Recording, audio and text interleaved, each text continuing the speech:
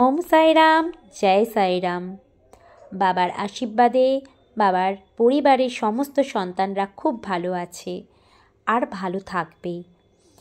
আমাদের শিরডি যে পরিক্রমা 14 কিলোমিটারের, যারা আমরা বাবার সন্তানরা যেতে পারলাম না, তারা কিভাবে ঘরেতে হামারা মালিক হামারা সাই পরিবারের যত সদস্য তারা কিভাবে সাই পরিক্রমা নিজের ঘরেতে উদযাপন করেছে তারই কিছু অংশ তোমাদেরকে আজকে আমি আমার ভিডিওর মাধ্যমে তুলে ধরেছি।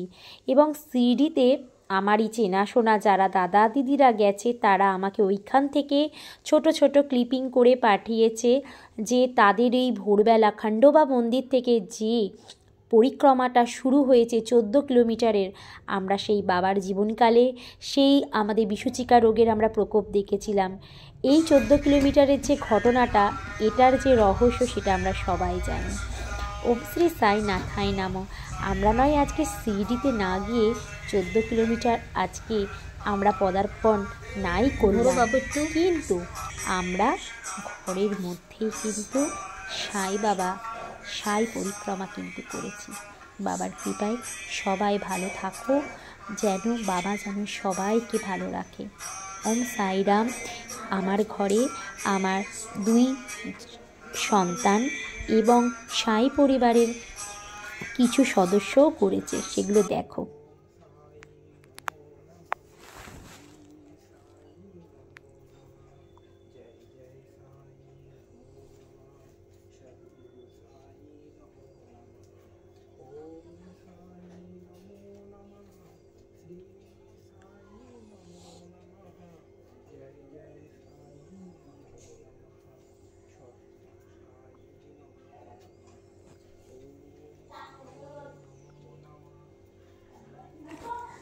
বাবা বলেছিল না, জৈসা ভাব রহে জিস জন কা বৈসা রূপ হুয়া মেরে মন কা। হ্যাঁ, বাবা সন্তানের মনের ভাবটাই দেখে। সত্যি কথা বলতে গেলে আমার সদস্যরা বাবার কৃপায় যেগুলো যারা রয়েছে, যারা যে কজন রয়েছে, তারা ভীষণই, আমি ভগবানের কাছে বাবার কাছে কৃতজ্ঞ তারা যে আমাকে এতটা ভালোবাসে। সবথেকে বড় কথা, আজও যেটা আমি মনে করি, আমরা বলে না যেটা শিখেছি তার জন্য গ্র্যাটিটিউড জানানো উচিত। এই যে সাই পরিক্রমা, এটা আমি আমাদের একটা হিন্দি চ্যানেল যেটা রয়েছে সেখানে নিতু দিদিকে আমি আগের বছর থেকে তাকে আমি ফলো করি। আমি কিন্তু তার কাছেই কিন্তু এই সাই পরিক্রমা কিভাবে ঘরে বসে করা হয় তার মাধ্যমেই জানতে পারি, এবং ভিডিওটা তার চ্যানেলেও রয়েছে কিভাবে ঘরে বসে সাই পরিক্রমা করা হয়। তো তাকেও আজকে আমি কৃতজ্ঞতা জানাই যে তার মাধ্যমে আমি শিখতে পেরেছি, জানতে পেরেছি যে ঘরে বসে কিভাবে সাই প্রদক্ষিণ বা পরিক্রম করা যায়।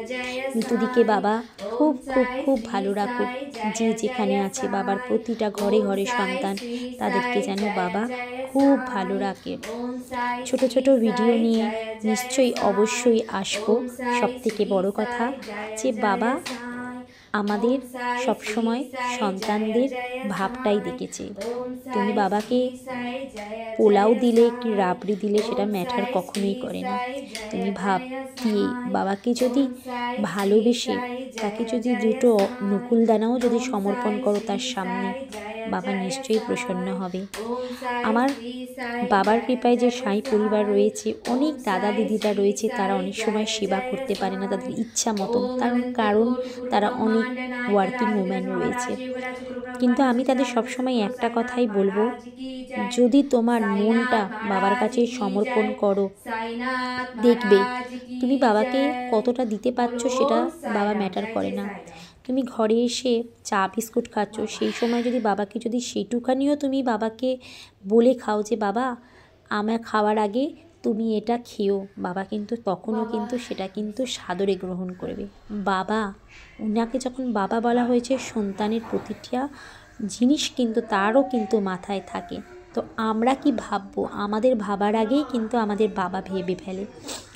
আমার এই যে শিরডি থেকে আসা, আমি তো যেদিনকে শিরডি গেছিলাম, যে বড় বাবাকে তোমরা সবাই দেখেছো, এটা আমার একটা মেজো বাবা। আমি যেহেতু মানত করেছিলাম সেই জন্য শিরডি থেকে এনেছিলাম। ওম সাই।